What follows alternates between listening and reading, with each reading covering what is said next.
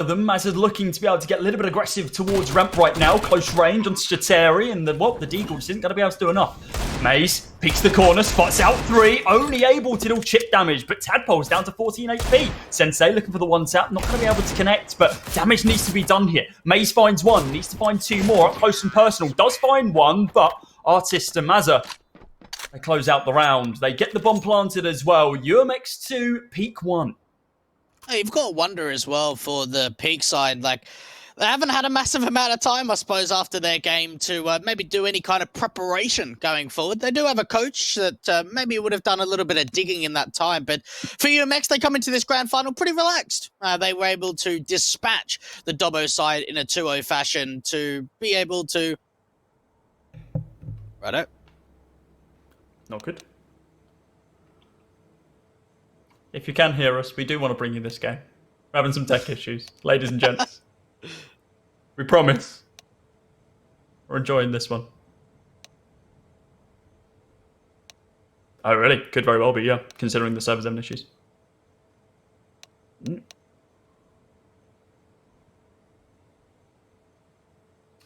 Well.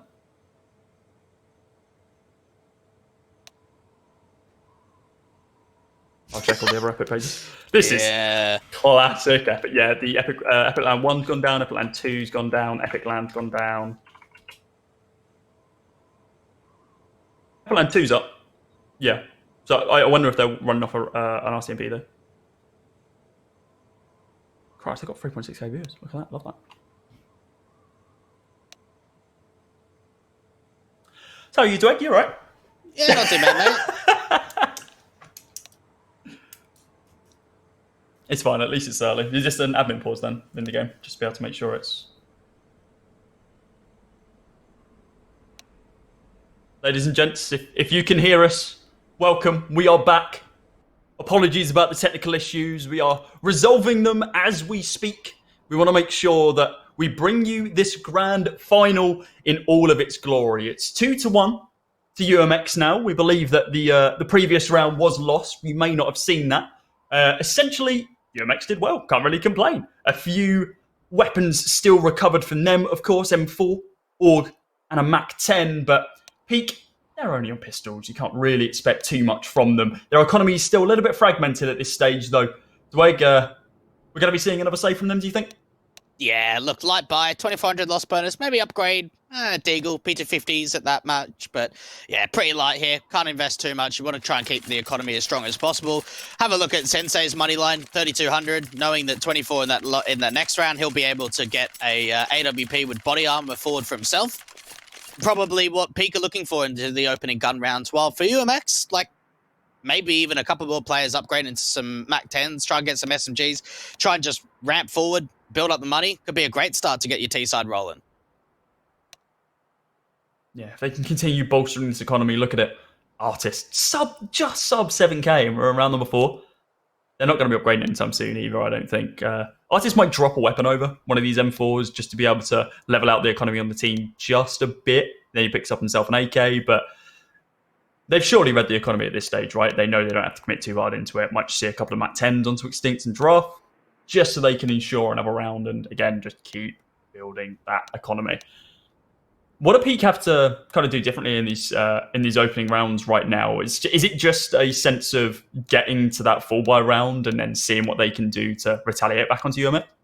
Yeah, like when you win pistol and lose the anti-eco, you pretty much like stab yourself in the foot because you're always going to be on the back foot. You're going to have to be on double eco status, forced by yourself. They didn't convert. So you kind of just have to take this round on the chin, say, right, bit of a throwaway round. As long as we're not getting mowed down by the MAC-10s or whatever SMGs they've got, then that's going to be something to think about. But just kind of, keep the calms pretty chill. Don't get too over flustered because, look, for UMX, we've seen them in these kind of situations before. We know that they won the last Epic. We know that we've seen them in playoff positions, whereas for Peak, 3 players got signed this month. So are they going to crack under the pressure? They've got to make sure that they're doing everything in their will to make sure that, they've got everything going for them. I suppose one of the benefits of this technical pause right now as well is that Peak this is literally going to force them to chill out. Of course, we would hope that they don't let them get to them this early on into the game, considering we haven't even kicked round 4 off at this stage. But this is going to be the, okay, guys, it's all good. Don't worry. We've still got 2 more maps after this and still a long way to go in Nuke before anyone can call this. They only have a 1-round lead. We might be able to find a kill here and there in this round. And if that's the case, brilliant. Fantastic. We'll win the next when we've got rifles. I've got to wonder for UMX, they're playing Premiership tomorrow. So to get a victory today in a grand final would be like a great way to start their campaign for like the whole UK scene going forward into 2021. I think that certainly towards the back end of last year, we really saw Vexed having some strides, making a couple of roster moves for themselves, getting some international experience. And it looks like UMX are going to be that next team to go forth. So, well, it does look as if that we're going to be getting back into the game. So a bit of a throwaway round in round 4, but a chance for these MAC-10s to really start farming up some cash. Yeah, definitely. Let's see how this one pans out. It's semi-obvious how it's going to go, but you do never know in this beautiful game of Counter-Strike. It's going to be a bit of a stack over towards ramp right now. Freddy getting taken down by the Molotov of Tadpole, with Artist helping out just here as well.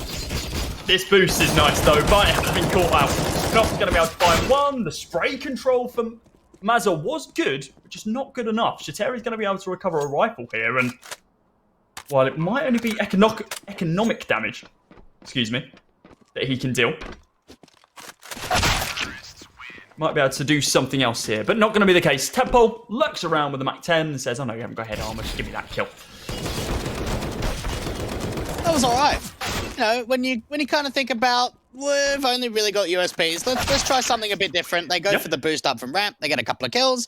They don't quite hold on to the M4, that could have been a nice addition, but look, it is what it is. 3-1 start coming through for UMX, AWP investment coming through from both sides very early on. And wonder for Peak where they're going to put that AWP. Looks like Frey out towards the ramp play. Very aggressive coming out from the CTs. Well, UMX put a lot of presence through the outside smokes, and it just looks like they want to just take outside really quickly. Yeah, a slow smoke there, actually. You usually see that thrown, well, at the beginning of the round, just so they can safely cross over as a squad, but instead, do just delay it a little bit. Allows Artist to be able to, well, put some pressure on inside a garage. Maze knows he's here, though. He's tagged him down, but Artist is... Oh, I was going to say Artist is going to be quicker on the draw. Clearly not. Great little flick there for Maze to be able to rip his head clean off his shoulders. Tadpole is going to be able to repay the favour as well, along with Extinct. Now with a 3 versus 4 man advantage for UMX, as it looks like they're about to collapse onto the B site. The rotates have already come out, but back up the ladder onto the A site. We see Maze still going to be holding from heaven. What's he going to be able to find? Well, an AWP shot right to the chest. 2 guys surviving, and almost certain that this is going to be a safe call now, Dwight. Yeah, like 2v4 is not going to happen. Hold on to your weapons, bring it into the next round, eco around them. What a nice play coming out for UMX. It started off a little bit awkwardly. There was a right-hand undersmoke towards the crossing from garage. It looked like for a moment the Artist would have had the advantage. Maze swings around, gets themselves a 5-on-4, and then from there we see them really scrambling the rotations. They put a bit of pressure up towards that ramp entrance. It ends up being that the player from Tadpole, who's the lurk out from lobby, catches off the rotator trying to go down from vents. They try and fake out the lower bomb site, bring the bomb back to upper, and Peak just get absolutely scrambled. One thing that we did hear from that interview from Sensei was that they don't play Nuke at all. They've been pracking Dust too, and that's pretty much it so far in officials. So I think certainly UMX can have a bit of a fun time on T side. Yeah, if they can just continue getting round after round here, it's going to set them off for a fantastic CT side, which of course always has that innate advantage that you have on the CT side, right? You don't have to get aggressive. You can just play passive and wait for your opponents to kind of push you, play in a very contact way. But Peak looks like they're going for something a little bit different instead of the standard. Freddy going to be peeking on the angle. Does take 3 damage, but that is very negligible in that situation. Ooh, been seen from the main cross, splitting towards the upper bomb side. Could have looked a little bit awkward. They do find the opening trade, and now they can just start to lock it down. Don't even smoke out the cross. AWP finds a connection out from heaven. There's a chance that they might still try and go for this. Sneaky Maze. They don't know he's inside the mid right now. Oh, well, they've heard the shot connect, and now he's got to run for the hills. But Tadpole, the communication's there. He begins the spam, takes him down. It's going to be a 5th round for UMX. Nice little swing there from Extinct, but of course he is very quickly taken down by Sensei, but there wasn't any form of additional follow-up there. Mazza was very quick to prove his dominance on the AWP on this map, ensuring that he can't think you can get away with engagements like that. There's a 4-round lead right now for UMX, but we do see a full buy on both sides. Orc versus Orc battle potential in this round, but Shateri instead going to be playing the long angle over towards ramp. The smoke goes down, continues holding. A lot of pressure being put onto the A site right now, where Extinct does just miss the mark minorly with that nade. Looking for it to explode onto the site, but instead almost explodes in his face. Ooh, Shateri. This is a bit of an off angle, isn't it? A little bit wider out towards the ramp position. Depends on how the util comes through from the T side. It could be on for at least a pick. Not quite seeing that shoulder. Now that Molly's flashes should come over the top. Ooh, what? Okay then. It looked like it was about to line up, but it's not going to be the case. Sensei's going to be able to convert that into a kill, though. Extinct's taken out of the round now, and this double up setup is actually working out in Peak's favour. Something I neglected to mention. I completely didn't cross my mind that this was going to be the play that they went for here. Only 48 seconds on the clock, though, and Gnoff, I wonder. They heard a drop, but are they going to be expecting it to be this close through the other side of Squeaky? Right next to the vent, Tapo's going to be able to find the opening, taking down Freddy. Giraffe's going to peek it, and he's looking like he's going to try and take that fight. Smoke comes through, Gnoff peeks the angle. While it's damaged, there's no fray. Maze now holding quite far back. Giraffe just starts spamming, you might get the kill. Not going to be the case. Artist picking up Sensei. Knows where he is, does Maze. He's going to be looking. Spots the head. Spam starts. That's unfortunate. Really nice for Artist, though, to be able to pick up that frag. Shateri now, 1v4. Just going to be hiding away in secret. It's going to be a 6th round for UMX as they look to just continue this unrelenting momentum that they've started. You could see how tunnel visioned Peak were there. Like, that was just them getting absolutely schooled on. They're even going to try and go hunting onto this AWP. Shateri doesn't know the players above him, and the Tech-9 starts flying in to grant the 6th round for UMX. The way they played that, they heard the HUT player dropping down. They slowed the pace of the round. We saw them just waiting outside the lobby, waiting for the mistake to come out from the CTs. As soon as that swing comes out from Gnoff, that allows Artist to come all the way out from ramp, completely undetected, up the ladder into heaven. With so much distraction being pulled away, it allows free range of the upper bomb site, and Peak just get absolutely decimated. They have no idea what's going on there at all. UMX just play that absolutely to a T. Yeah, you want the definition of everything going right for a T side? Replay that round. Yeah. Very, very strong from them. And, well, Peak, they're back down to pistols once again, but it is Deagles. These weapons can be brutal if they're in the right hands. We haven't seen that flurry from Peak as of yet. But there is the potential that this is going to be the round for them. Freddy opting to not follow suit. Wants something a little bit faster firing. 5-7 in hand, and he's gone for the kit as well. A single smoke from Maze. This is most likely going to be, I was thinking a stack on a single site, but with this push outside, Maze might be trying to find something that at this current moment doesn't exist. Shateri, off angle, directly out in the open, waiting for the peak, and just too slow on the mouse. Not able to connect onto Artist. Sensei now going to be holding back into hell, just at the bottom of the ladder, not able to find anything as just the push starts down onto B once again. UMX, borderline go uncontested here. Gnoff could begin his rotate, but what else is there really to find in this round? The smokes go down, blocking off every single angle. This should surely just be a standard setup for UMX. A standard easy round for them as well. Nice little boost from Artist to be able to run out the top of the smoke, and he finds 2 from it. Yeah, nicely done. Amaze. All of his teammates falling, and, well, I mean, you could try and look for an exit, but it doesn't look that likely. And look, this is something that we've got to consider, is that UMX just come into this series and just bang them out of the water. Oh, like, yeah, 100%. You look at this, and, yeah, it is Nuke. It is their map pick, but think of how demoralizing it is to lose again and again and again, round after round. And it's not even like, we lost a 1vx clutch. We were in a 2v2 retake and we didn't win it. These rounds have been so one-sided that for Peak, I don't know how they even recover this first half to just try and make it competitive. Everything they've thrown at them, whether it's been the eco, the half-buy, the gun round, they've just been getting picked apart on such a consistent basis. Well, at this point in the game, we are usually saying, okay, could go either way. It's very rare that we see what could very well, realistically, should be an 8-0 half. Peak, of course, only winning that pistol round. They've got nothing since we've moved into the, air quotes, normal style of Counter-Strike. Sensei, very aggressive, and maybe this is the different approach that could work. Tadpole shuts it down very quick, though. Or, well, one of the two Orts and Peak now getting lost. Maze, just cut down before he had a chance to be able to find anything there. Ganoff Peaks does take down Dwarf, controlling that angle. Freddy, he was just standing there looking at his opponent. He realised there was nothing else he could have done. Artist spotted the legs of Shateri there, but Shateri hoping he can spot him out and take him down. The flick connects. Now it's going to be a 2 versus 1, and this is probably the best opportunity that Peak have had throughout this entire game so far.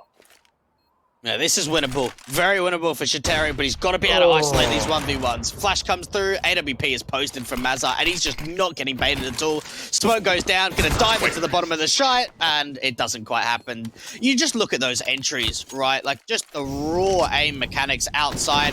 We see an AWP pushing forward, finds an opening pick, and you're thinking, great, good start. And then this happens outside. They trade out evenly. Artist deals with 2 players on an entry, and for Peak, they just keep getting picked apart. Tadpole runs through a smoking squeaky and just ohms his opposition. Absolutely ruined. And UMX, well, they've already secured this first half victory. They are up to 8 as we move into round number 10. Another timeout going to be called, and we can only assume this is from Peak, just to level everyone's heads and be like, guys, look, we've done well in this tournament. Let's continue doing well here. It's not over yet. Let's not call it. No GGs in chat as of yet. Or this could just be UMX being like, guys, chill out. Like, we need to put on a little bit of a show here. Let them get a couple of rounds. Let this be a little bit closer. Let us go to the 3rd map. Or they just want to go to bed. It could very much be that. Of course, it is a Sunday. Guys have got work in the morning. More motivation to just get this victory, right? More motivation to be able to win the grand finals. UMX going to be up against a eco round now. Unfortunately for Peak, they don't have a lot to work with going into round 10. An aggressive push going outside from Maze, trying to work behind the smokes. I don't like Hasn't this. been too successful from the back of T-Red. And... What? Okay. I mean, I take it back. I ate my words, Maze. I apologise. The Twitlonger will be coming out after this event. 2 frags from him, with Ganoff being dropped down to 2 HP during an initial engagement as well. But of course, not out of this round as of yet. 4v3 now, the man advantage is going to the way of Peak, but that gets brought level very, very quickly as it's able to find Freddy. The Peak from Shateri, and apparently he just drops his mouse, he's not able to find anything there. Ganoff, 2 HP, he was dropped down to it very early on into this round. 3 frags to his name, 10 rounds in, running for the hills, trying to bait out some pushes just to see if he can find any form of exit frag, because that's all it's going to be at this stage. But they know that he's down here, the amount of utility they're expending just to be able to potentially flush him out of this position. But Ganoff's not moving anyway. Still just holding, still just waiting. And I think that's his blood on the wall up there, actually. So now we know where the spam came from. Is he just going to jump down, or is he just going to wait here? I wouldn't be surprised if he just like dives into it. Would that flash kill him, actually, if he throws it down? Could do, if it lands. But, look, I like that from UMX. One thing that I certainly have seen from them in the past, you can look for an exit, doesn't quite say anything, is really disciplined, even in, like, one-sided performances. And I don't know if that comes down to their coach of Keto or their caller of Artis, but, like, you can be up 9-1 and think, right, you know, yeah, it's an eco, but let's just go hunting. Yeah. But there's no necessary for that. No. Like, why throw away a potential rifle over to your opposition? Take the lead where it is. Keep moving forward. Don't get over cockiness. And that's something we haven't seen from UMX so far, so I give them credit for that. Yeah, definitely. It's something that we do see all too often in the UK scene, right? Is teams having that large advantage and then throwing it away. Not saying that this was the case yesterday, but Horus, they had a 9-1 advantage over on Overpass when they were in an elimination stage in the lower bracket. Yet they were able to come and lose that game. So games can very quickly turn. And with Freddy opening up the round like this, a lovely frag onto Artist, maybe there's an opportunity for this one to turn now. It's going to take most of the second half for Peak to be able to do it. Shateri going to be dropped down to 99 HP and head off. Gone. There is nothing left of it. The corpse is going to be unidentifiable when it goes back to the morgue. Tadpole taking down 1. Look for Freddy as well. And it's a lot of damage, but he does find his second. And AK going to be recovered. And Peak, they're far from out of this round so far. Even for Tadpole, just slows the rotations down. Oh, Mazza on the peak, the timing. As soon as they open up towards that right side entrance, the AWP finds another connection, and Maze and Freddy just kind of have to save. And you almost get the feeling that at some point they've got to go for it, right? Like, I know a 2v3 is very, very unlikely to be won, even with a player on 5 HP as well. But when you're down this kind of a margin, just, you know, say if it's a 5% chance, if we put a number on it, it's still possible. I think they've got to go for it. Something that I've been seeing, like, last couple of rounds now is that Peak seem to be going for these individual peaks. And instead of playing with the level playing field that we saw, right? It was a 3 versus 3. And the fact that Peak just were individually peeking ramp. Oh, one person's gone. Cool. Well, they've been taken down by the AWP. Another person goes solo. Oh, they die to the AWP as well. Round's over. Instead of pushing together separate angles, trying to go for these kind of pincer plays that we're just not seeing from Peak. They're just going in one by one and trying to play up their own individual performance. And it's not working.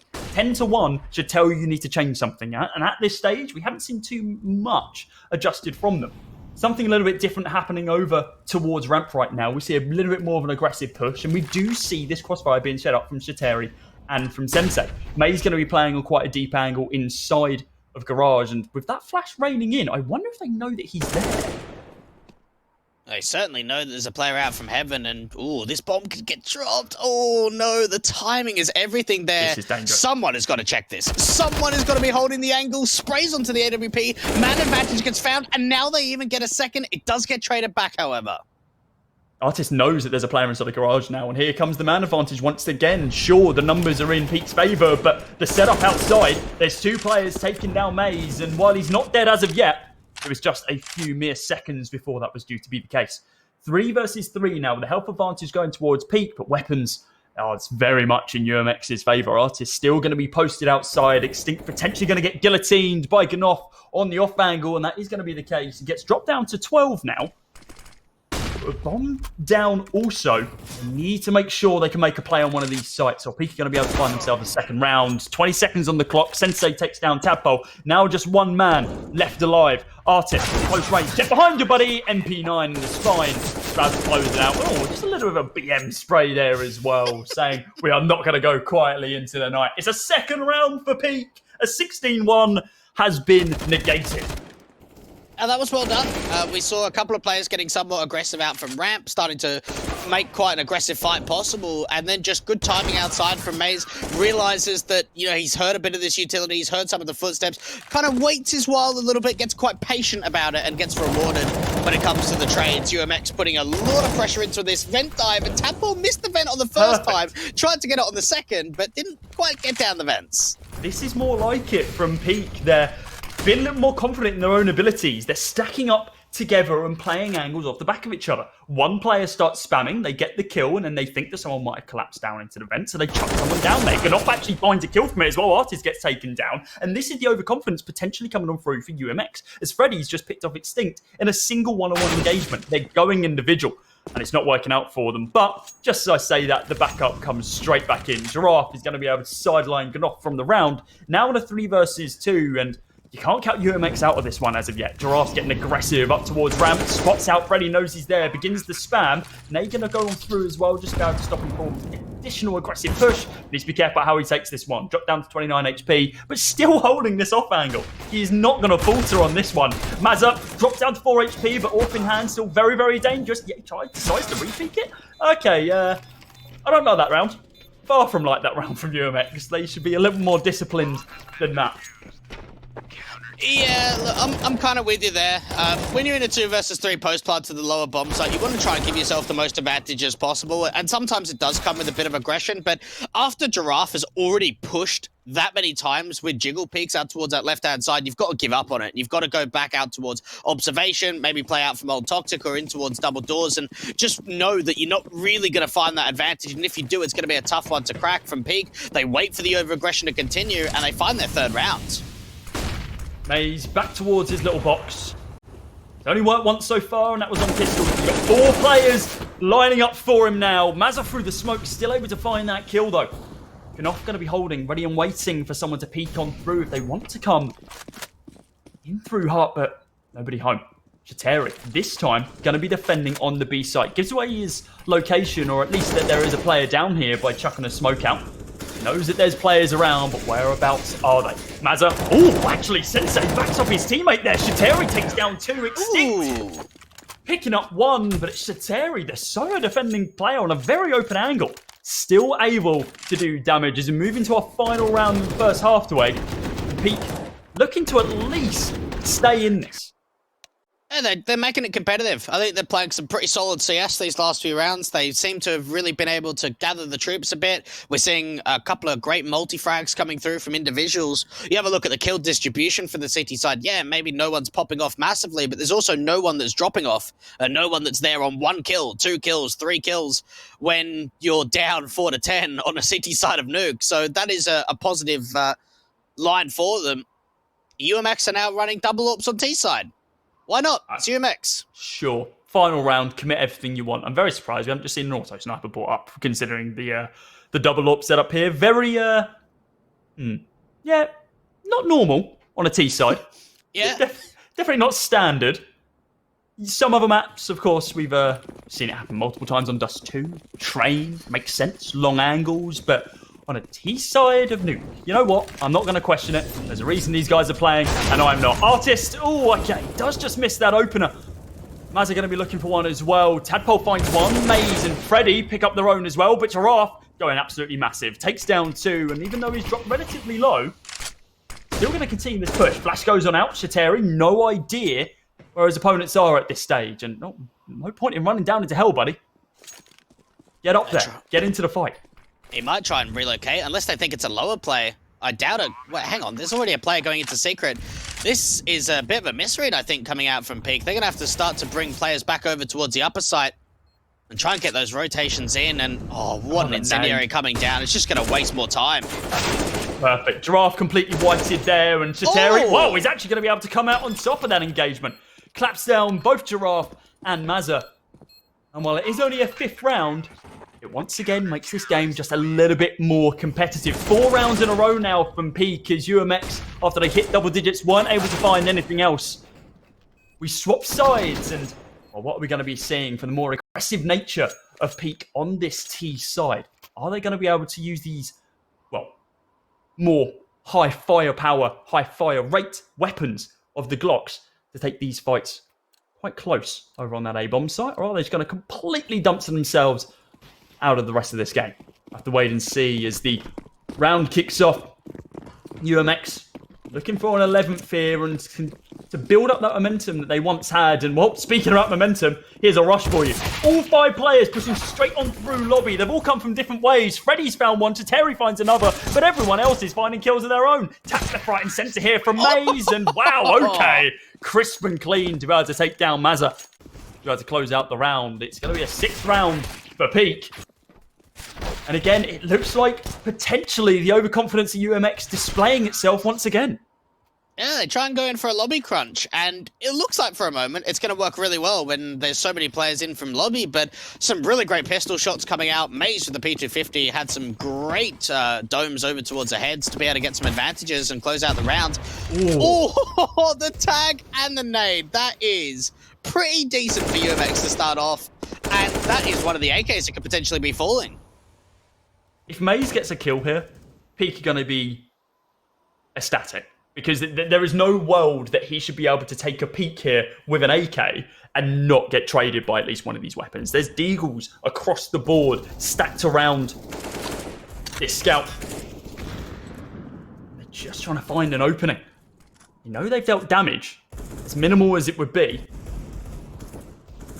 Are they going to be able to convert anything in this round? That is the question. Peak, they are playing it quite passive here. Instead of going for a hyper-aggressive push, they're waiting to see if UMX try the same again, just rushing through on that lobby crunch, as you mentioned, and trying to find an opening. But UMX, again, on the flip side, they're playing to the benefits of the CT side. They're waiting, holding, saving their time. What? Miscommunication there from Peak. That essentially landed directly on top of each other. And hey, surprisingly, UMX have no one posted outside to be able to capitalize off of this. And they might watch the VOD back and be like, we should probably pin someone there for a strong majority of the round just in case another thing like that happens. Artist going to be able to take down Shateri. Love a little 1D from him to be able to pick up at least a kill. No weapon going to be able to be recovered though. Giraffe, there goes Maze. He's going to be able to find another one though. Freddy finds one. Extinct trades it back. And okay, this is falling apart for Peak at this stage. Another nade. Freddy dropped down to 5 HP, but he's not dead as of yet. But now he is. And it's going to be the scout that finishes it off. UMX coming back into their own. And it's more calm, more collected. And clearly it works. Timeout going to be called. That just looks so confusing from Peak. Like, first of all, they throw the same smoke that lands in the exact same position rather than having the cross out. And then once they start to cross out from T-Red and then realize we don't have the smokes, instead of just committing to secret, they just instead start to make the way slowly in from main. The time's incredibly low. They haven't really found a lot of trades back. And UMX, while there were certainly a few players that were tagged up and very low HP, they weren't quite converted into kills. And you look at that scoreboard, you go, right, Peak won both pistols, but lost both anti-ecos. Yeah, something not adding up right here. As you would usually look into something like that, you think, okay, yeah, Peak should be in the lead, and you go, oh, hold up, it's not going that way. They've won pistols. They're not able to do anything else off the back of that. Very interesting. Mazza, very strong on these scoped weapons, and well, you can see why he's the dedicated scope rifle player. Not going to be pushing him through. Tech 9 to the back of the head of Tadpole. Mazza's going to be able to revenge his teammate, though. Looks like Giraffe and Extinct are going to be able to pick up a couple as well. Of course, it was only pistols for Peak, so you can't expect too much there. But we know that, for instance, in that previous round, UMX were able to do damage with pistols. Peak hoping they were going to be able to do the same, but only one kill. One thing I'm kind of keeping my eye out for when we actually get into the rifle rounds is maybe some of the top site takes from Peak. They looked pretty decent against Dobbo when they just hit the A bomb site really quickly. A bit of a throwaway round. They're just going to run out towards ramp, just get absolutely mowed down by the SMGs. Easy anti-eco frags. No one falls. Simple round for UMX.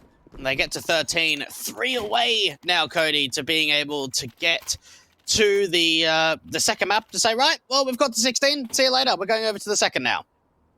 Yeah, and this is dangerous, right? Because Peak, well, yes, early on in this game, those throwaway rounds, they can get away with it. But when you're this deep in, you're as many rounds down as you are, now 7 behind. Of course, there's not much you can do.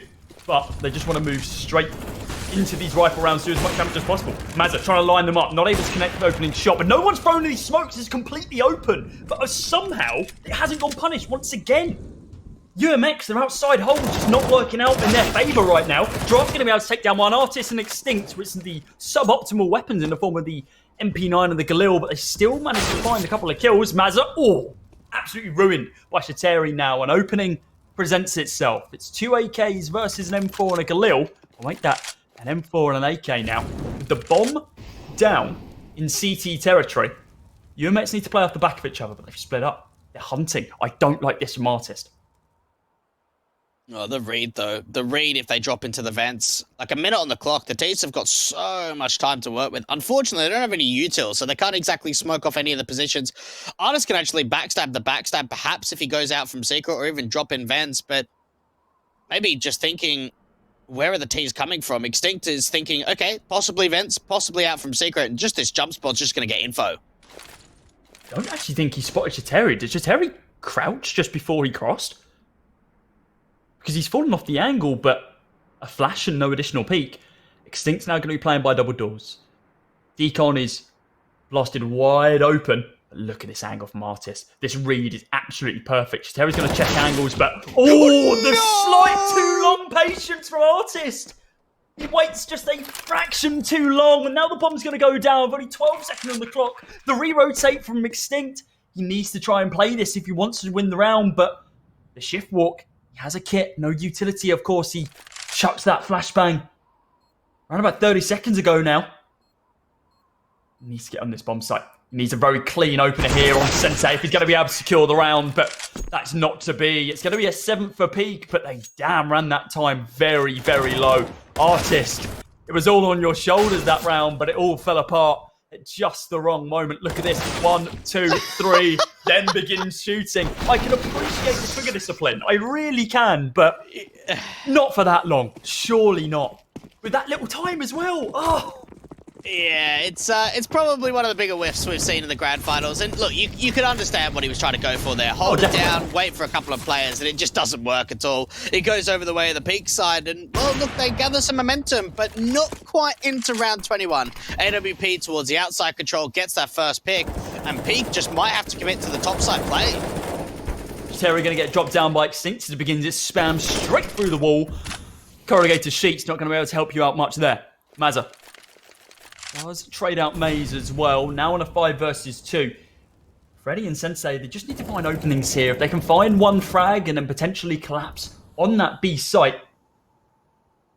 an opportunity opens up. They have the utility for it as well. 2 smokes, a molly, 2 flashes. Can essentially play this like wingman. Apart from they've got 5 enemies to be able to take down. Artist finds the opener, and that is going to be the bomb dropped. The rotate from UMX now almost certain. They need to get control of that. I wonder if Artist did actually spot that bomb getting dropped. You would assume he did, but the fact that we haven't seen... Oh no, here comes the rotate. It was just a little bit delayed. They're trying to work out where Sensei is. Giving a little bit of respect to the Peak Esports guys, and rightfully so. They put up a hell of a fight in these last few rounds, but here comes the pincer. And sidelined by Extinct. It's a 14th round now for UMX. Now just 2 rounds away from first map victory of Nuke. Take us to Inferno. Yeah, look, UMX are really starting to close out this game, and I think it's really important for them is that they don't get too strung up towards the late rounds. Just close it out as quickly as possible.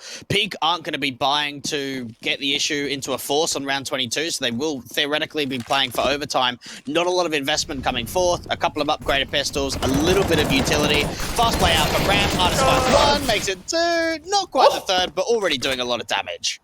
Here's the chance. Get off, buddy, reload. 1 bullet in a clip.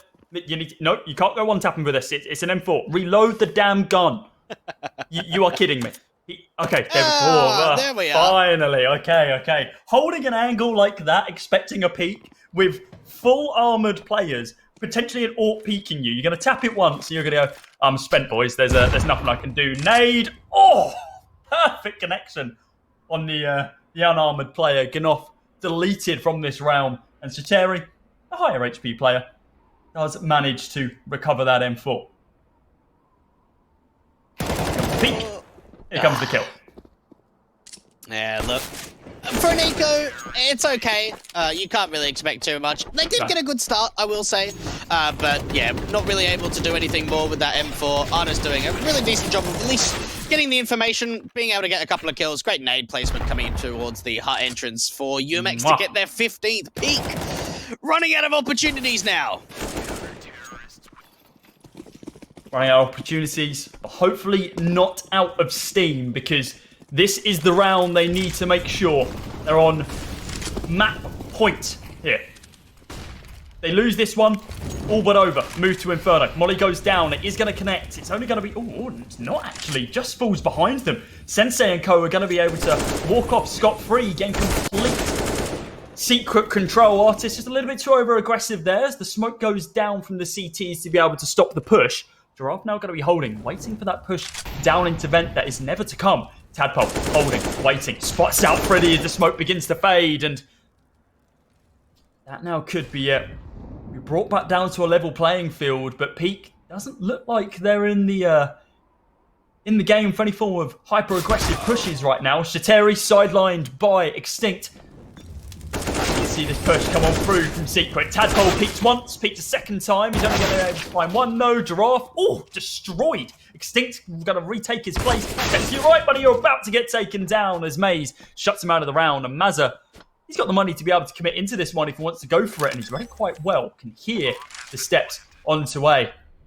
Up the ladder into heaven. Utility has some to play with here. On his shoulders if he wants to be able to score this round. Did he spot the head? Surely he did. I don't think he did, actually. Spotted out Mazza. Going to be able to take him out of the round. And now it's just going to be a 1 versus 1. Holds it. Smoke going to go down. Waiting for the peak. And he spots it. Missing the initial shot down to 13 HP. The smoke's definitely not where he wanted it to land. Has a bit of utility to mess around with as well. Oh, just hunting for the bomb. He has no idea. Put the tutorial hints on, buddy. Put that in a single keybind and deal with that. But no. Gnoff says, I'm going to nab your AWP and take us through to another round. Round number 24 now. 8 to 15. Peak pink. Cling on to life. Yeah, look, the smoke placement, unfortunately, wasn't quite the best. Otherwise, he would have had a little bit more of a chance, I want to say, of being able to find that bomb.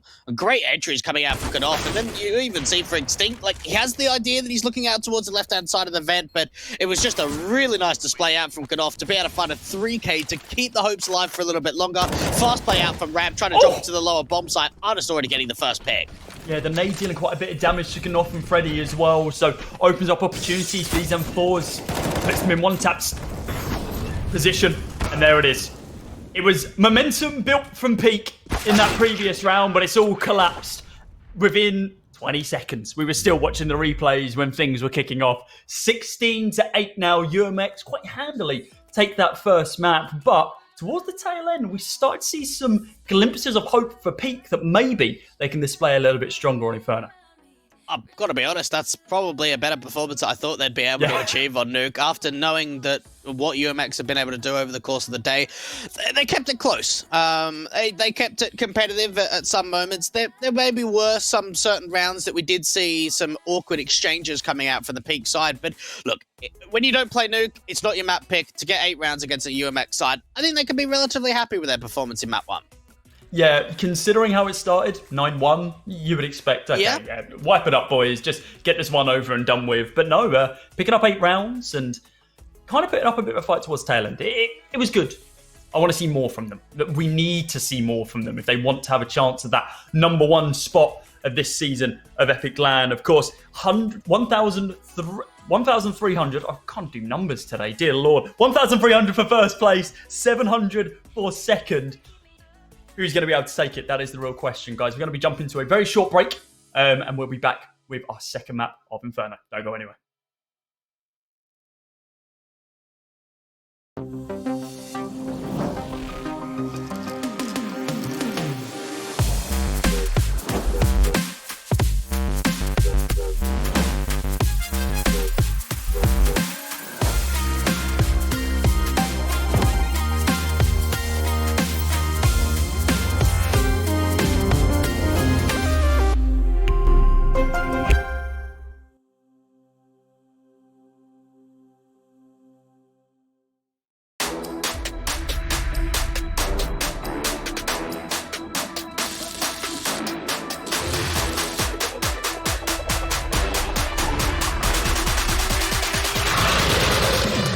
Hello, Overclockers, and welcome.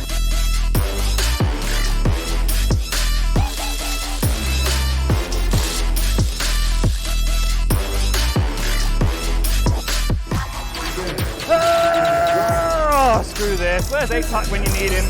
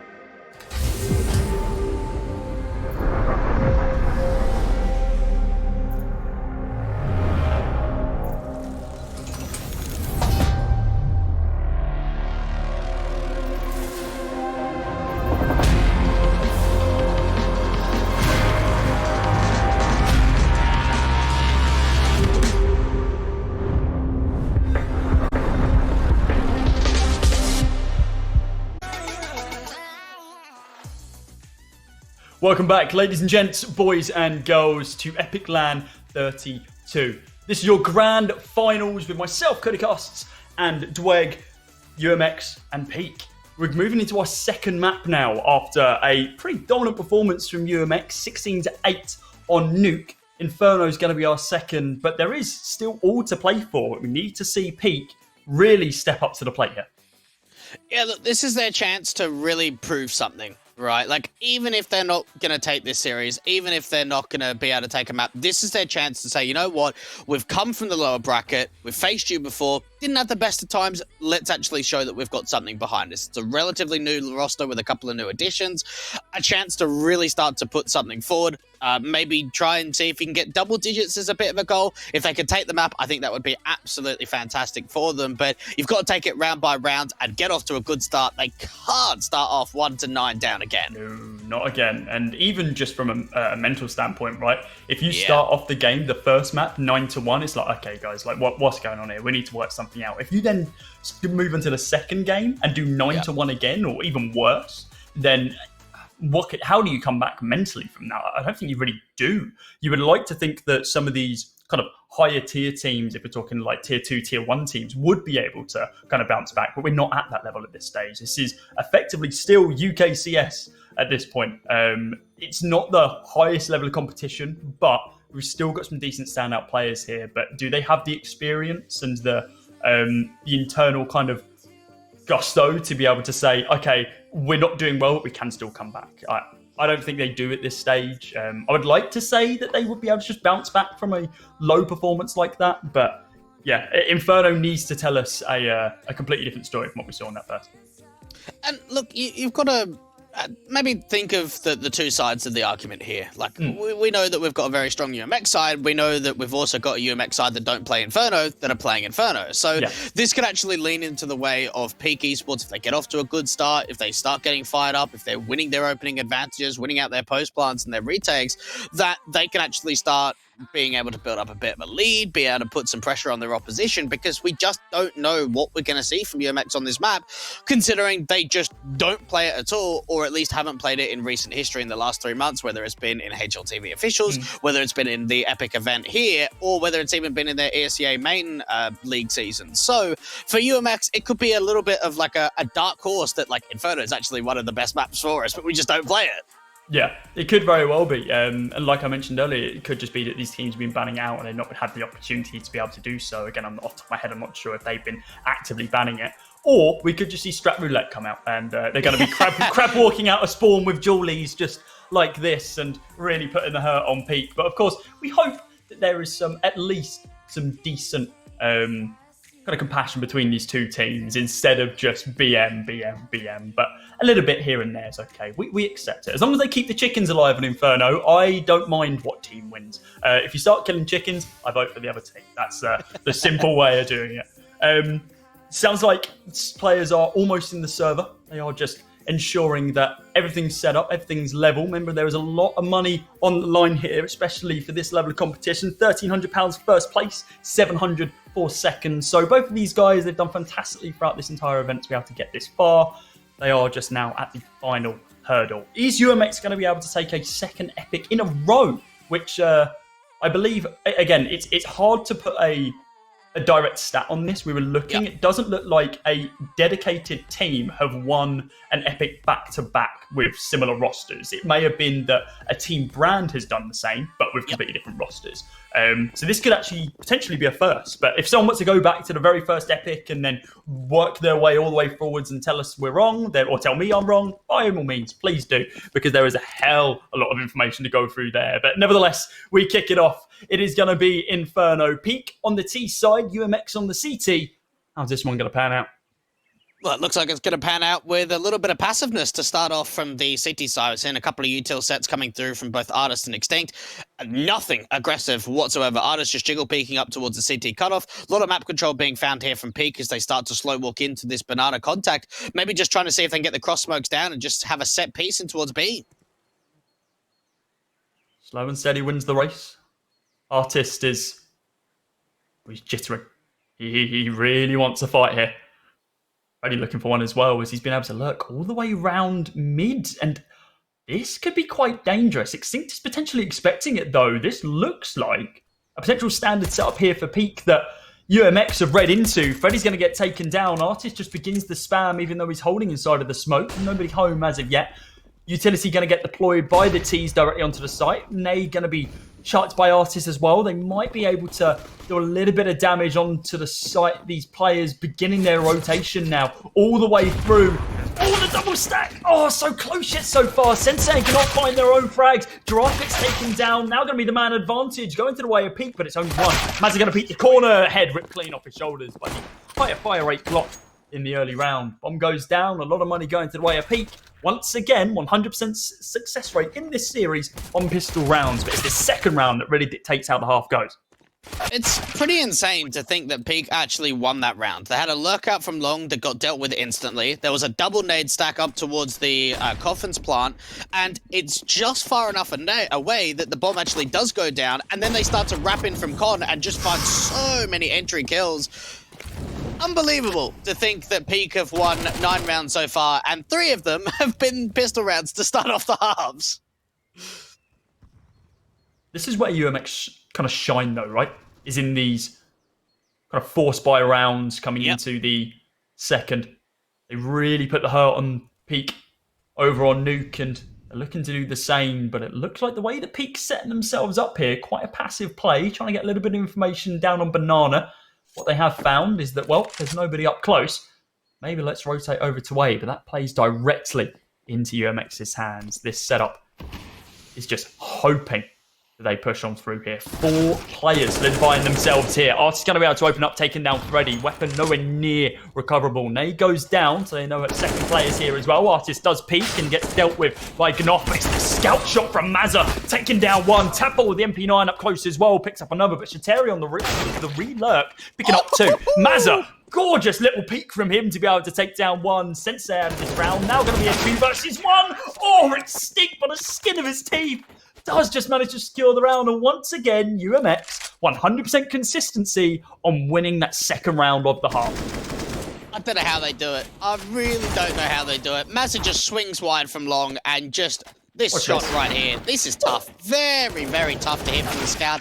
And then they just peek together. They play that 2v1 incredibly well. They trade off one another. Peak now have to force by themselves. And, I mean, imagine the frustration from Peak. You win every single pistol round and then lose every single conversion. Fuming.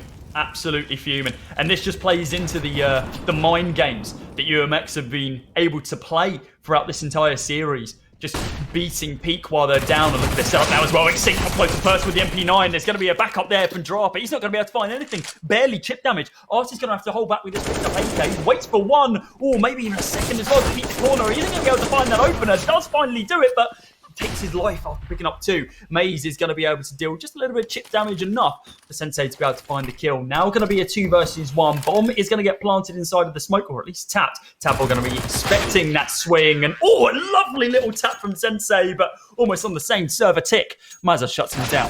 2-1 to UMX. That's unfortunate. They played that pretty well. Like, we saw that UMX got very aggressive towards Banana with the early util. They even put the double nades down, but the trades came back. They pretty much dealt with Artis relatively easily, and unfortunately just didn't even get a bomb plant. But they're going to be forcing again, realizing how many players they dealt with in the last round. It's one of those buys that I can understand why they've done it, but I'm not a big fan of it, because if you don't win this force buy, you just set yourselves even further back. There could be an instant reset potential, but they've got to be victorious. Yeah, they need to get this opening straight down Banana, as that's where they've got their sights set right now. Extinct's just going to be holding, ready and waiting for this push. The nade is going to deal so much damage. Oh, onto all 5, but Maze is going to be the one that's least affected. Extinct peeks the angle. The flash is there, though. Gnoff, even though completely blind, is going to be able to come out on top on that one. Artist, whited himself. Smoke goes down and begins the taps, though. Takes down Chiteri through the smoke. Giraffe going to peek it. Takes down 1. Get the spray transfer onto a second as well. Now onto the USPS. Peeking and tapping, but it's Mazza. Peeks out from CT. Finds a 3rd round from UMX. And once again, Peak not able to find anything. Smattering of kills, but nowhere near enough to be able to make that force buy worth it. That looked a bit awkward for me from UMX. They actually peaked like before that flash popped towards the top of the banana cross. And look, while it was only a slight mistake, I think you've got to be very critical for UMX, just knowing their inroads and where they stand in the UK scene. Is that anytime you see a mistake like that, you're almost a little bit shell-shocked. So nades going down towards banana, and they just force peak away from banana control instantly. There's a lot of utility being deployed just to be able to ensure that push doesn't come on through, essentially funneling them into the A site. And now Peak didn't seem like they were ready fully for a full rotate like this. Tapo literally being the gatekeeper on the other side of this smoke. Gnoff somehow could just see through that. And I don't know, that must have been a weird one-way from his perspective, but it looked like they were just both staring into the dark abyss. Well, in a buy that you don't really have a lot, that's actually a really decent start coming through from Peak. The problem here, though, is that they haven't been able to recover that weapon from Tadpoles, so they're in a bit of a position where, yeah, they've got the opening man advantage, but they don't really have any more of an advantage than that. Stink gains the information over towards mid. Knows at least one player's thinking about pushing back towards this way. Sensei, that's come head first into Artist. Oh, they both look away at the wrong moment, and they're both pretty low now. The Glock could come out on top, but not going to be the case. Artist does manage to find that kill. Molotov goes down, starts burning Freddy, and oh, is he going to walk straight back into it? No, he's not, but Artist is going to get off scot-free. More chip damage onto a couple of these players. Can peek in with the Tech 9 that he recovered earlier on. Maze and Ganoff now, last few guys remaining. Tapped down from range by this MP9 draft. Maze finds nothing. Mazza shutting him out of the round. Still 0 frags on him. 0-0-4 right now. Whereas UMX continuing to solidify this lead more and more. And that was a bit of a lucky shot, I'd say. Running backwards and him actually getting shot, I think, slowed him down enough where the recoil kind of reset a bit, which is very, very unfortunate. And a different reality. That frag's lost, and well, that's another weapon that could be recovered towards apartments. I wonder how they actually stagnate their banana control, because it's been very aggressive from UMX, and well, maybe they don't even need it. Mazza just peeking straight in towards the bottom of mid, out from brackets, finds that first pick, and look how disciplined he is. He goes quite aggressive, falls back, maybe wants to try and dibble deep in for a little bit more. Extinct gets caught in his own molly, though. Did anyone hear that chip damage, though? That is the question, because Sensei's in a position where he may have just been in earshot, knowing that one player is now down banana, and, well, he does take his aim off of it. Begins looking more towards mid, but Mazza eyes like a hawk, just aiming, not moving. Second I say that, looks away. Brilliant, fantastic. Cheers, Mazza, much appreciated, buddy. Flash goes over onto the site. It does white a couple of players onto the CT side. Tadpole peeks, takes down one, so does Artist. He actually picked up 2 for himself. Sensei now in a 1 versus 5. Remember, this is a 4-by round. Peak have not been able to find anything. 40 damage on Extinct, 10 damage on Giraffe. Tadpole, Artist, and Mazza, they take no damage whatsoever. And well, Sensei, he gets a leaving present in the round. It's a glorious AWP shot from the AWP on the CT side. 5-1 now. And well, this is looking like, Dwayne, it's going to line up to the 9-1 scoreline that we saw on Nuke if Peak don't turn this around. It's looking that way. It really is. UMX are just styling on them. I mean, they took that round almost like it was against Glocks, right? Like, no one fell. No one even really took damage. The apps pop tried to come through from the T side. Now going to try and hit over towards B really quickly. Incendiary going down from Incendiary. Flash over the top. Hits with it. Oh, gets nothing. Absolutely nothing from him, but Giraffe's going to be able to pick up the pieces. Takes down 2, but the push is going to continue. Shateri takes down 1 with a gorgeous 1-tap on Artist, but weapon not going to be able to be recovered. Ganoff taken out of the round by Giraffe. Now in a 1 versus 3 is Maze. Peeks the angle. Tech 9, not even able to pull the trigger. Another bullet through his forehead. And that is becoming a common sight. 0-0-6 now. And Freddy cosplaying 007. I don't want to be the guy to hurt his dreams, but you can be that guy, Cody. No, look, for Pete, I think their dreams of a grand final victory is slipping away from them. We said that they've got to come out into Inferno. They've got to be on the front foot, and they're not at all. They're letting a lead slip and slip away. They won pistol, 6 rounds in a row now for UMX. Pressure down again towards this banana control, and Freddy's just in the smoke. Get a kill. Get the opener. Yes, there we go. It's a headshot as well. 100% success rate on headshots for Freddy in this game so far. Is he going to be able to find a second, though? Soon to be peeking the corner. Artist peeks it first, spots out Freddy. He's going to fall back, though. He knows when he's vested in engagements like this, and Artist very rarely misses. He's been quite aggressive on this angle throughout this entire game, and, well, found a couple of frags. He's going to be able to find another, though. Freddy's going to be able to get a little bit of chip damage, but look at the stack here from UMX. 3 people just setting themselves up on the B site. Down banana. Peak needs to capitalise on this. There's only Tadpole holding on A, and while we do see the rotate from Artist, it might just be too late. Steps are going to be heard, so the rotate's now going to be called. Artist, they haven't checked it. There's no way that this happened. He swings, he takes down 1, looks for the second. It's a lot of damage, but he's not able to take down the third. 3 players survive for Peak. The bomb's going to get recovered, but Ganoff might get shot between the shoulder blades. No, does just get round the corner. Bomb now going to go down, and finally see a situation where UMX aren't in the driver's seat. At 2v2, they need to try and get that AWP though out from Mono. Giraffe completely blinded by that flash, and Mazza can't quite find the connection. Shatari to be the one to get a triple, and Peak Esports, well, they do end the streak off the start with a great play. Flash over the top of the broken wall, find that first pick. They didn't spot the player out from Artist in Library, and unfortunately, he wasn't able to find 2 to keep the numbers even. Giraffe had no idea where that flash came from. The fact that he just instinctively looked towards Balk and then Got tapped down from Pit. Very unfortunate. Sensei trying to take this AWP battle against Mazza, and it's the battle of the pixels, it would seem, as Mazza was just mere inches, millimeters away. Getting a bullet through his chest. Artist and Mazza have actually both picked up AWPs in this round, so a double AWP setup from the CT side. I'd really like to see Sensei coming into his own in this round. Now, we know that he has just an innate AWPing prowess about him, but in this game so far, it hasn't really displayed itself. We're hoping in this round that we're going to be able to get something a little bit more level. Artist taken down before he can even fire a shot on the AWP. Freddy finds himself a second kill in this game. Once again, it's Artist. It's a start. It's a very good start as well. They just see the edge of Tadpole, now get themselves a 5-on-3. This is looking much better from the T side. Work the advantage, work the rotations, and force in the peaks. The AWP holding the long cross. Giraffe now trying to swing forward, but he's really by himself. Mazza might even just be thinking about trying to rotate it from Banana. It's too late, and this round is done. UMX have got a save. Yep, Mazza, run for the hills. Get in dark if you want, or go towards a new box. Yep.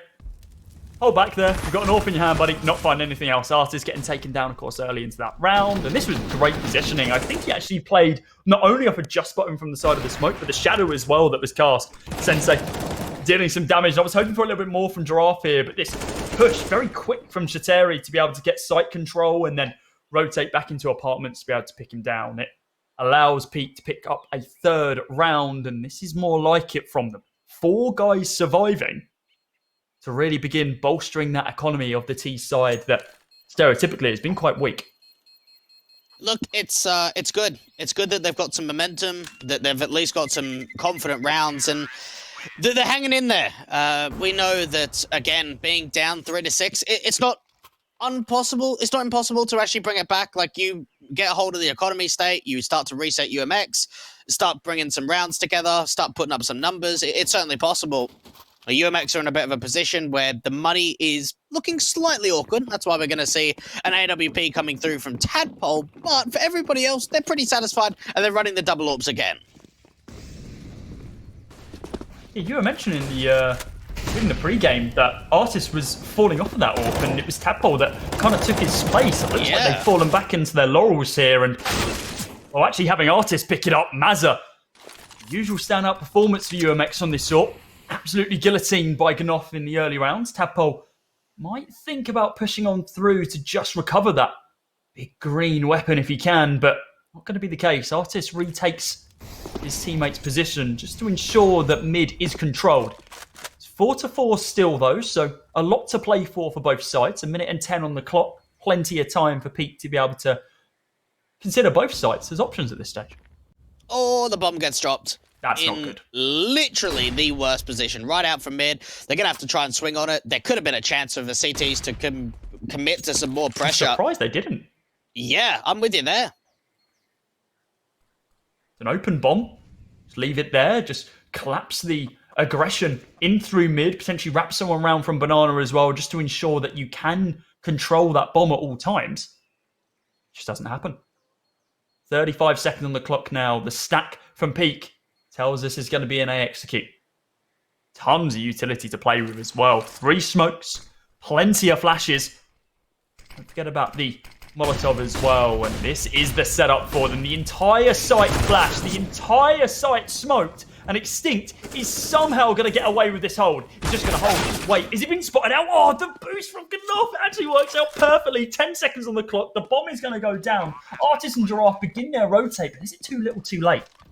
No, they might save here. 2v3. I really doubt they go for this. No kits and no utility in play. Unless they get a kill within the next 5 seconds or so, they're going to just have to back off and, yeah, recover that secondary AWP. There you are. Bring that into the next round. You know that you've got some decent cash or at least decent weaponry behind you going into round 11. It's just not worth the risk.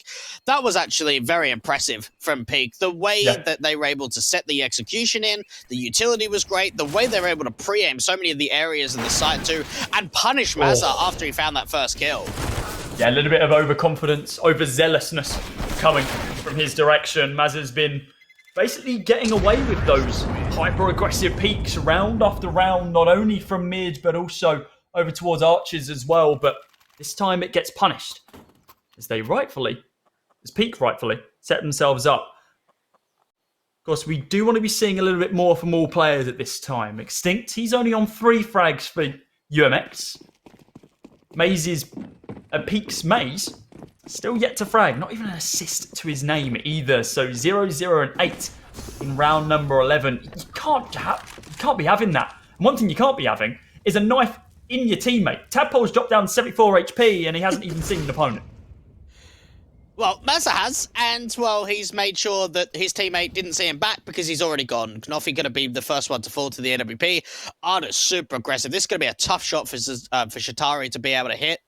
It depends on whether he kind of jiggle peeks it or just wide swings the angle. We could be here for a while. Oh, even lands the dink through the wall. That's not bad. Very, very lucky for Artist to be running away with that one with just essentially a very large gash in his head, but he is still alive. 42 HP to his name. He falls back, no longer playing with fire. Very surprised that Shatari was able to come out on top of that engagement. Artist looking to recover just a little bit here. 2 Molotovs going to be deployed. Artist finds another one. He's very, very annoyed after getting tagged in the head. Takes down 2. But Tadpole's still holding here. They have no idea. He's been so silent this entire round. 74 HP, 0 armor to his name, no utility either. How is he going to pick this one off? Nade comes in. They know that they're inside of this corner and there's 4 players alive. Oh, Shatari looks for one. He is only good for one, though. Mazza and Giraffe, they finished the job. Bomb is going to get defused after the weapons get recovered. Another double AWP set up for UMX. And they try for the same thing once again with that utility set up. And it seems like UMX are incredibly quick to adapt. So unlucky for Artist not to be able to hit that shot. But really unfortunate for Shatari as well. The fact that he essentially won that fight in apartments, but it wasn't enough to be able to convert the kill and comes back and bites him in the arse. Yeah, like, it was a nice bait and switch play. It was a big brain play coming out for UMX, smoke the molly out from pit, and then just leave Tadpole there. And the AWP is able to consistently do a little bit more damage as well, which certainly does help the situation. And then Tadpole a little bit later on, yes, he doesn't quite find a frag, but does a lot of damage to assist. AWP from Mazza extends out from brackets, could be on for a second, and so he is. What a start into round 12. They can't keep letting this happen. It's round after round now that Mazza is able to peak. Sensei's point should be in there now, buddy. You need to get into that spot significantly earlier. Be confident in yourself. You know that you can hit shots against a player like Mazza consistently, but you just aren't taking them. You took it once, and then since then you've fallen back. And now 2 of your teammates are dead. You're basically dead in the water at this stage because you need some form of momentum to push onto this B site.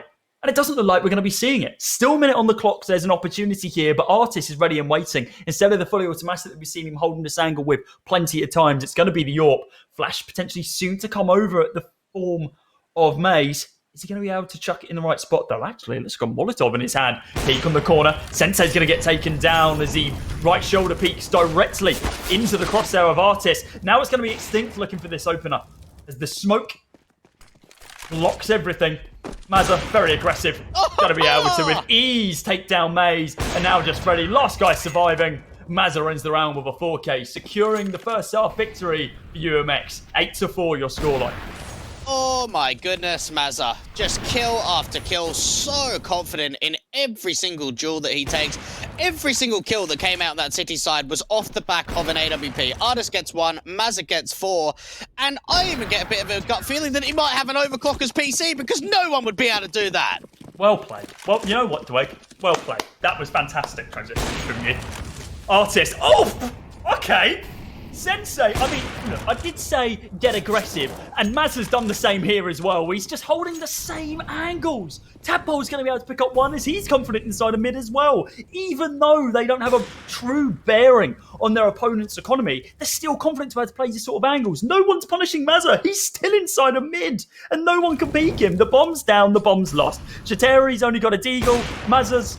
well, he spotted the head of Maze, swaps out to his deagle, tries for the tap, not going to be able to connect. Tadpole, goodbye, get out of the round. Shatari finds one more, but Mazza's not going to go down without a fight. Continues to push, glass cannon AWP, not going to work. It's going to be Artist, he finds it. It's a 9th round for UMX as they look to push towards double digits.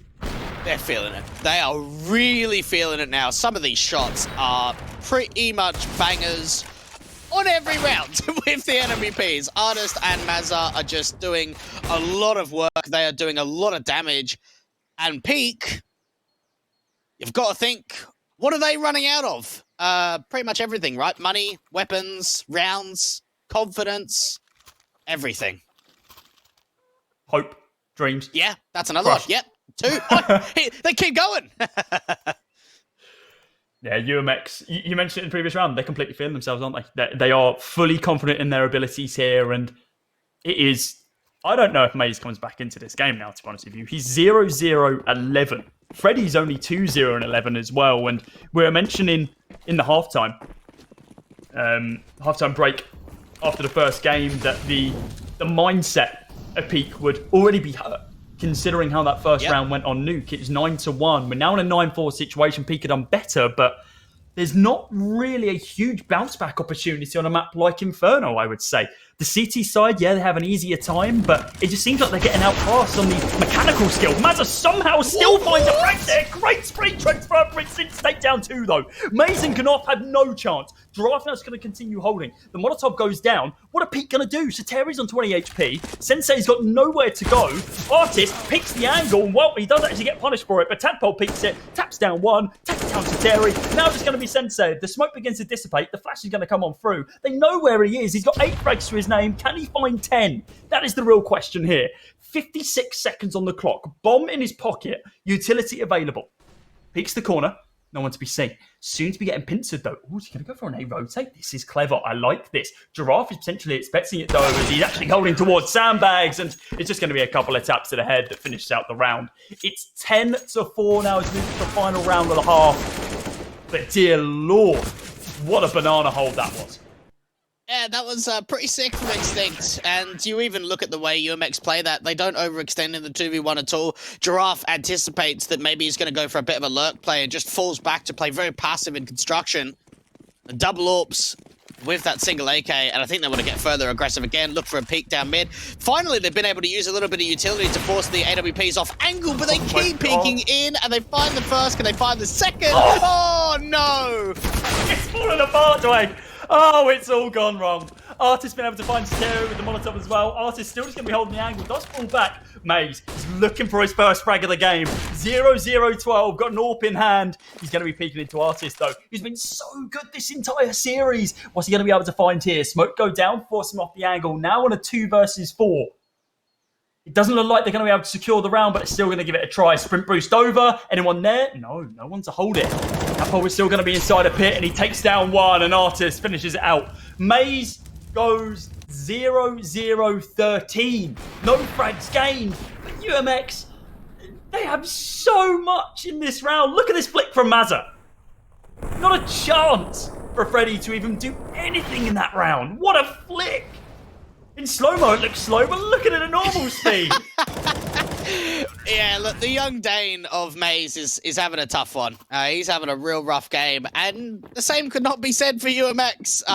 The AWPs towards that back end of that half were just impeccable. You could not fault them at all, and for Peak, they have got to win this pistol round, and they've won a lot of pistols. They've won everyone so far. Could this be the turning point, though? Could we see... Well, this is a barrel down in through mid, actually, and maybe they loop towards arches. No, they don't. They just...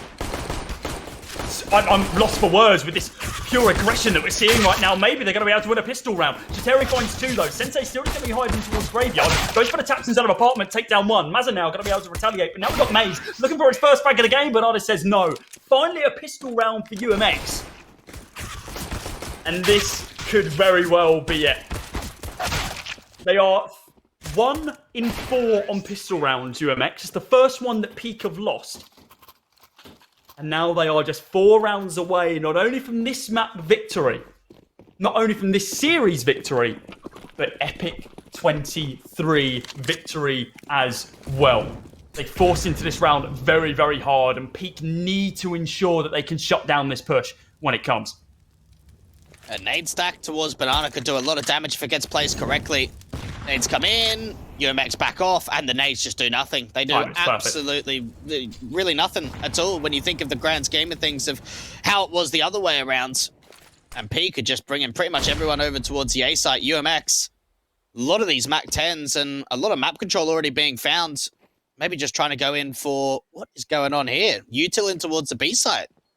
Oh, nade stack. Oh, this is very interesting. And oh, it is going to connect. And he takes down Freddy. That is perfect. Yeah, you know what? UMX haven't played this map. Maybe they're bad on it. Say that again. Absolutely fantastic for them to be able to take down Maze and still, once again, stopping him from getting any form of kills. And maybe this is just the save call straight away. It looks like it is. We're seeing Sensei falling back onto the A site. They want to save the armor. They want to save the Deagles and the Scout. They want to have another opportunity in this next round. But UMX, they have the money. They're hungry for kills. They know that they can secure this game if they can find the frags. And they're going hunting for the first time in this series. They actually start pushing. We're mentioning that they're patient, usually, in situations like this when there's nothing to gain. But in this round, there's all to play for. After they get taken down, and well, Sensei got one as well. Shatera gets taken down. Ganoff takes down Tadpole. Now, this is quite bad because a couple of weapons could be recovered here. Ganoff might be able to find that AK, but Extinct is on the hunt. Are they going to be expecting this peak? I don't think they are. Ganoff finds one. They're going to be able to take down the entire team? Oh, okay. That's not good. A lot of money going to the way of peak there, but it might be consolation economy. And what's more impressive, I think, for UMX going into this event is that anyone that remembers Epic31, we saw that they faced off against the stream team in the grand finals. Alex, Mezzy, Fraser, Pulse, and it was two 19-17 maps coming through, and now it is a completely different affair. They are one-sided, they are dominant, and they are looking to try and get another 2-0, replicate the same thing. Aggression does come down from mid, could get in behind them from Ganoff, but he needs to do something, and now they've evaded, they've got in front of the smoke. Bomb! Oh, he's about to take down Tadpole. This is perfect from Ganoff. He's been able to drop that bomb. They just need to collapse on it right now, but there's only two players surviving. It's Ganoff and Sensei, and I don't know if these two players are going to be enough to be able to shut this down. They're not. Giraffe comes out on top. An AK versus a MAC-10. The MAC-10 does more damage. Sensei up close and personal, not able to hit that no-scope onto Extinct as he finds a 14th round. A nice engagement from Ganoff, but there's just nothing else to follow it up. The damage had already been done in the round. It was a play, but it doesn't quite get executed to the same margin. Oh boy, 14-4, UMX 2 rounds away from taking their second Epic title in a row. What a performance it has been from them today. They have really looked so on point. They've rode the upper bracket, only dropping a single map so far. And it's looking like this is only going to be something to continue and a team to really keep an eye out for. Yeah, 100%. No matter what happens after this event, guys, just start following UMX on HLTV because this is, you're going to want to continue watching this. Constant maze cam right now as Twitch chat asked for it. Is he going to find a frag here? I really hope it would be, we've mentioned it and we don't like dwelling on it.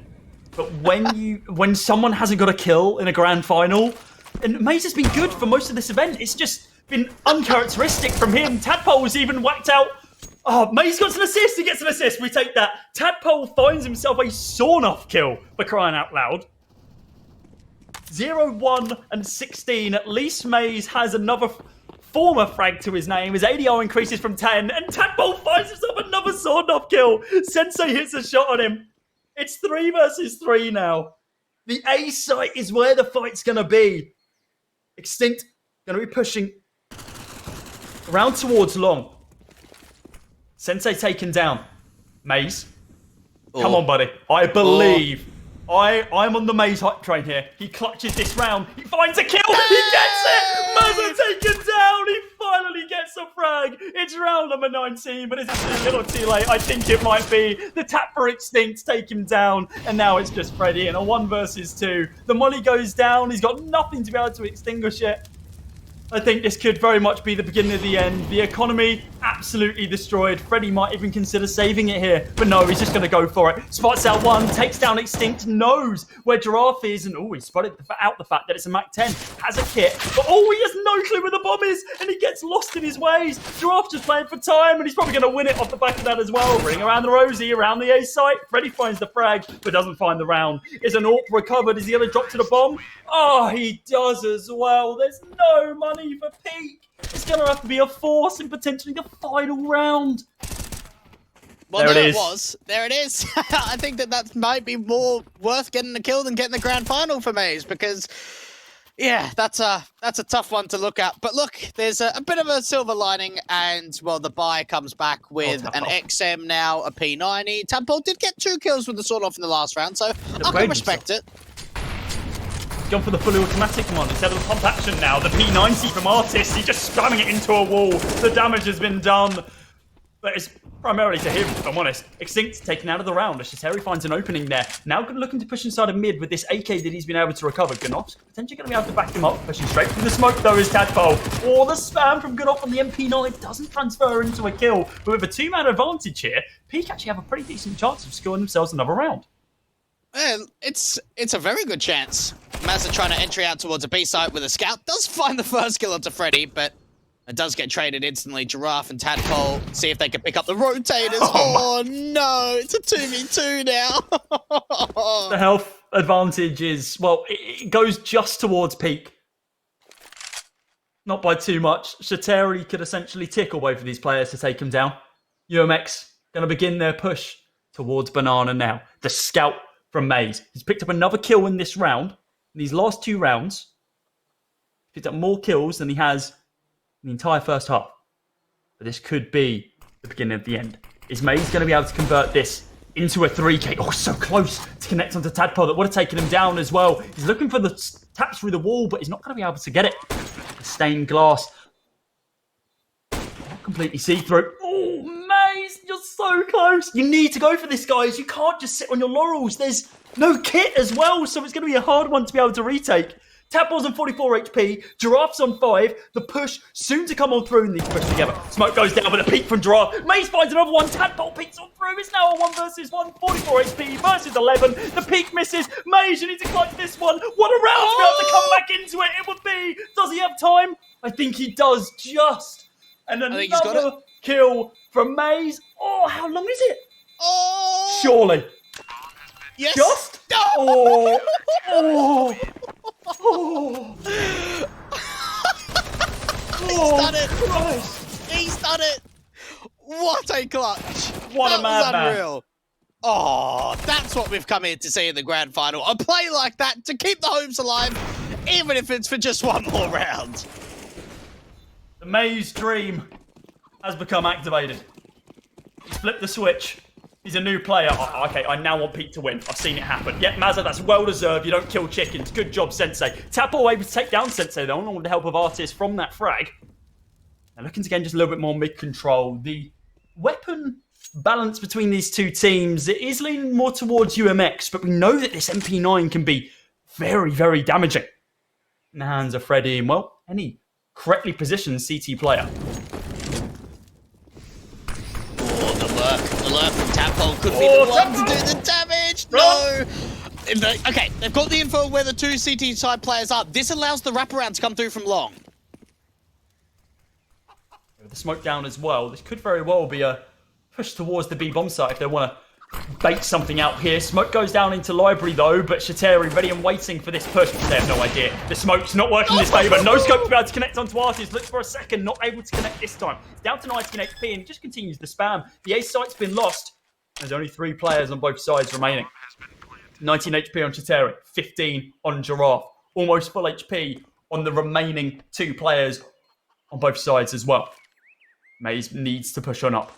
Utility in hand. Smoke goes over. Ready with the MP9 also. Grenade from Giraffe. Oh, he's going to connect, but it's only onto Maze. He was healthy before that engagement, so he's going to be safe. Extinct takes down 1. Tadpole another as well. Maze, another clutch round for you, potentially. Let's see what you can do. AK in hand, but nothing to be found. Tadpole secures it. It's 16-5, and that is it. UMX secure it. They are your epic.LAN 32 champions. 2 lands in a row. In a row. Can't believe it. Look, I can't believe it either.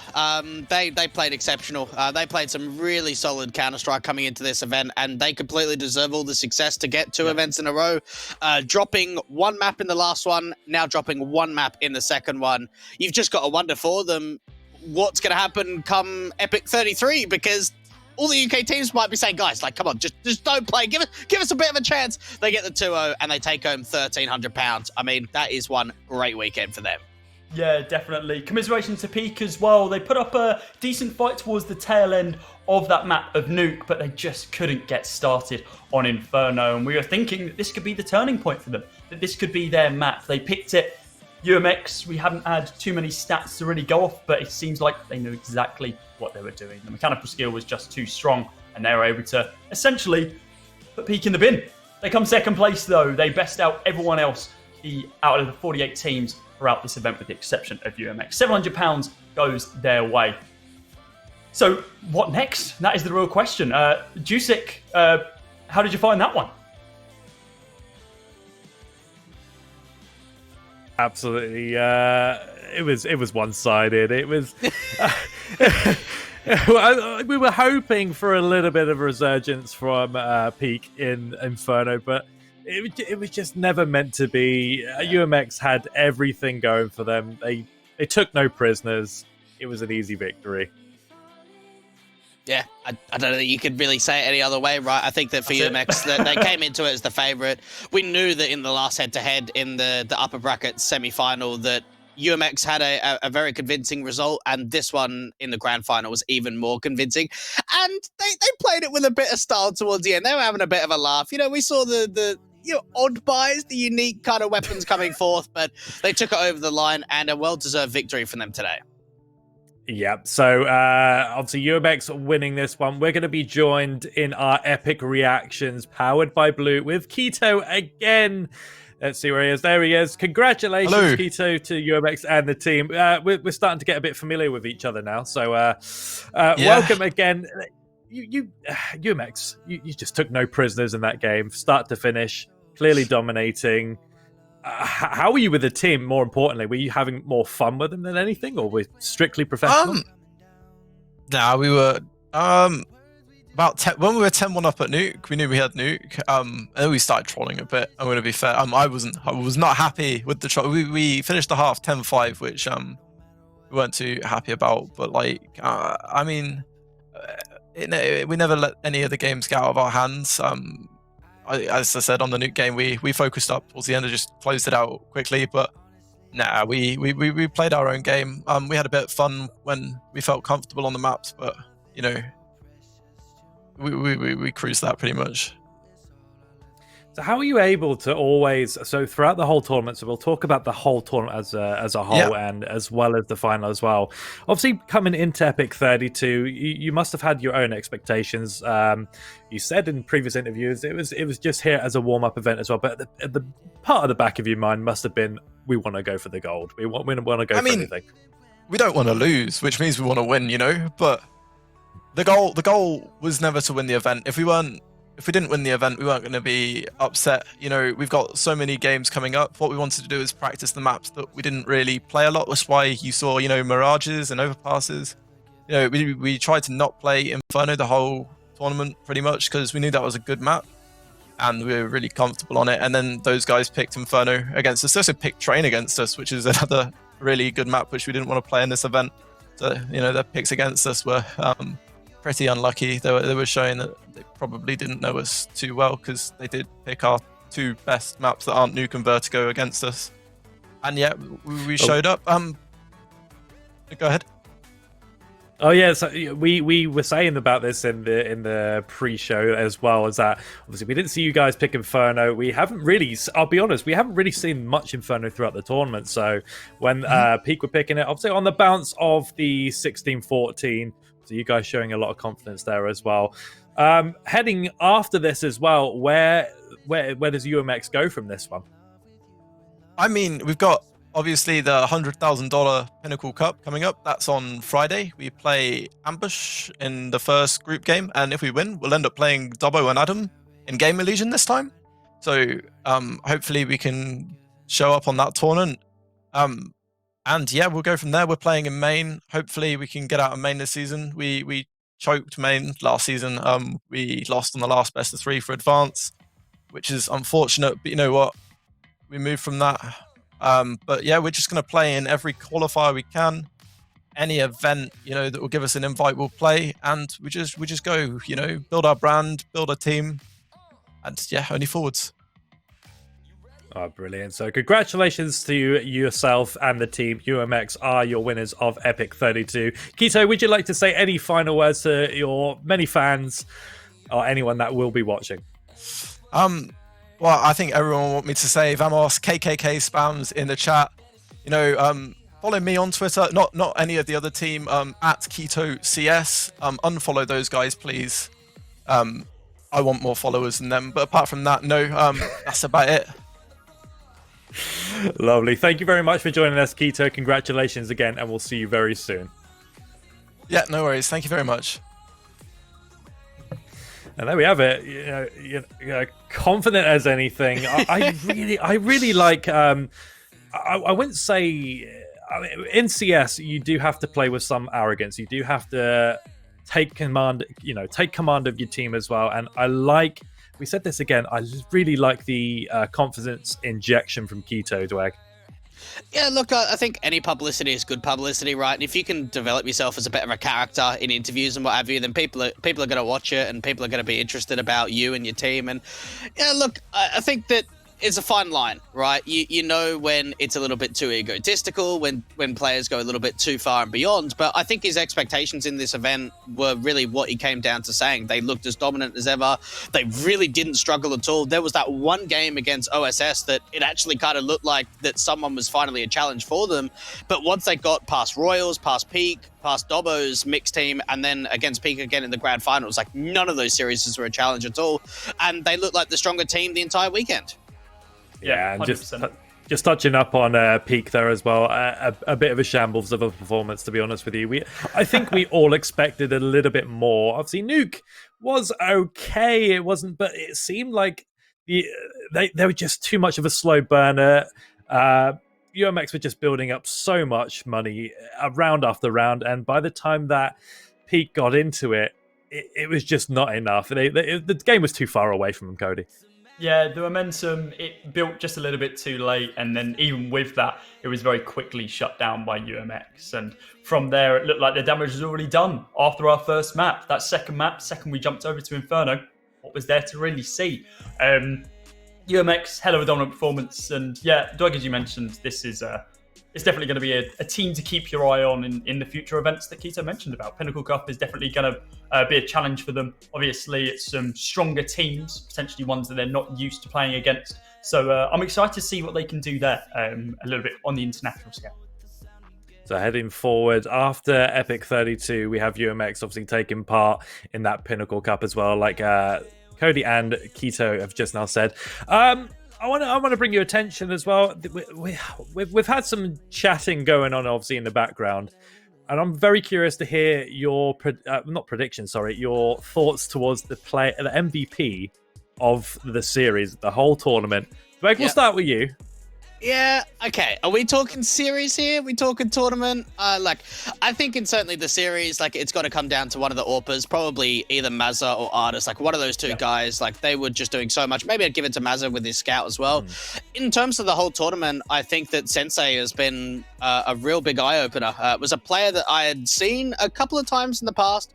Nothing as of late, but he's 17, he's super young, seemed to really be quite the person that had a lot of confidence when I know that you spoke to him in an interview, and someone that I think's got a long career ahead of him. So for the MVP of the tournament, I'm going to give it to Sensei. That's a very respectable choice, yeah. And for yourself, Cody, as well, we've been keeping an eye on this as well. Obviously, get involved. Let me know what you're thinking. Pointless coming to me because Dwed's taking all the words out of my mouth. Seriously. For that entire series, Mazza was definitely the standout for me. Did really, really well for UMX. Carried a couple of those rounds. Got a little bit spicy with it inside of mid as well, especially on Inferno. And I do love to see just confidence from a player like that. But yeah, Sensei over the entire event has been incredibly consistent. And I can't wait to see what he can do, either if it's with this Peak roster or if he looks elsewhere. Very strong player and a lot of time ahead of him to be able to develop further into an even stronger one as well. Well, we've seen a lot of talent in Epic32. The curtains are ever drawing close, should I say. As we head out of Epic32, I want to take this moment to thank Overclockers, Intel, Logitech, and Blue Mics for your incredible support once again. We had an incredible tournament, and thank you very much for sponsoring this event and pumping into the prize pool, doing giveaways. And we had a lot of fun in the opening events there as well on the main stream. Obviously, we had different games going across the board. We had, obviously, the community games. We had a lot of the Epic staff. We had Rainbow Six. We had Valorant. We had StarCraft 2. And obviously, we had CSGO. Any final words from the both of you two? As there's the final, like I said, it was a very one-sided affair. But obviously, if you can cap anything on this, if you could say anything about this tournament, Dwag, what would it be? I think UKCS is back. 48 teams signing up for the CSGO event. Let's see what happens next event. I think massive shout out to the Epic guys. Again, all the sponsors, Overclockers, Intel, Logitech, and Blue Mics of getting involved, you know, really raising up the prize pool. I think it's great to see nearly 50 teams signing up for a CSGO event online for a weekend. You know, that's what we love to see. Big shout out to all the casters as well, all the volunteers getting involved, because it's not possible without any of the people. Yeah, 100%. Echoing that again. Dwayne, you're taking the words out of my mouth today, buddy. It's seriously, everyone who's been able to put this tournament together over the weekend, the admins, yourself, Jusic, of course, Salty J on the observing for today, and Jakey as well, who I believe you and him are both clocked about 30 hours of work over this weekend. And yeah, without everyone working behind the scenes and making this possible, then what's the point? It just doesn't happen. And if you guys at home as well, thank you very much for watching over this entire weekend. We hope you have enjoyed some fantastic UKCS. As Wake said, it's back and better than ever. We've had a great time here at Epic32. Obviously, if you want to check out all of us as well, !talent in the chat as well. We can follow all of our socials. Thank you to all the casters. Thank you to the producers. Thank you to everyone in the background staff. Thank you so much, Epic, for this incredible event. So it is UMX that take the title for the second time in a row. Are we going to see them at Epic33? We'll soon find out. From us, take care. Good night. Look after yourselves. Look after each other. Stay safe.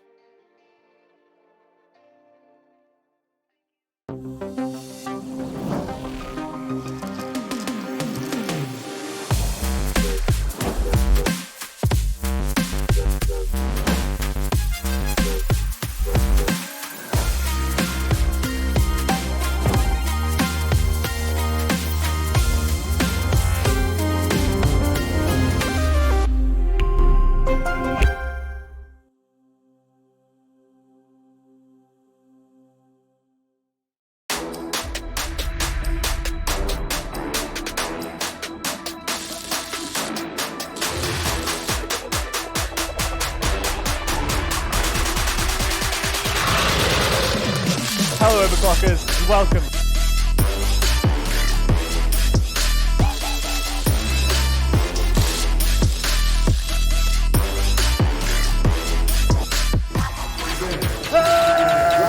Oh, screw this. Where's epic when you need him?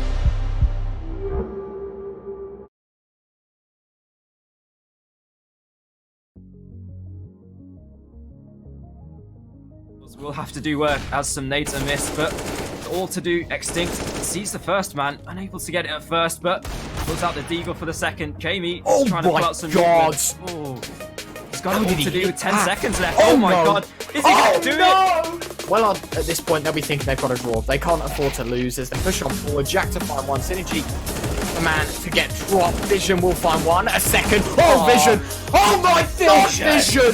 Have you ever seen a play like that to destroy Wellard? Playing here, you need to see the kind of cause and effect. Yeah. Now, we're seeing esports well. They're going to push into 2 defenders and that Oh, mirror the as well. C4! The C4 goes out and gets a double kill onto Matt and Divine. To the head around that bakery counter, but spots the player inside of prep. Here's an oh my! He fires Nicola now in a 1v1. Can Shocks gain and team the advantage against spots the head just outside that breach. But he has the advantage now. That clock hits red. Does he spot the player? Yes, he does! He wins the clutch and no name.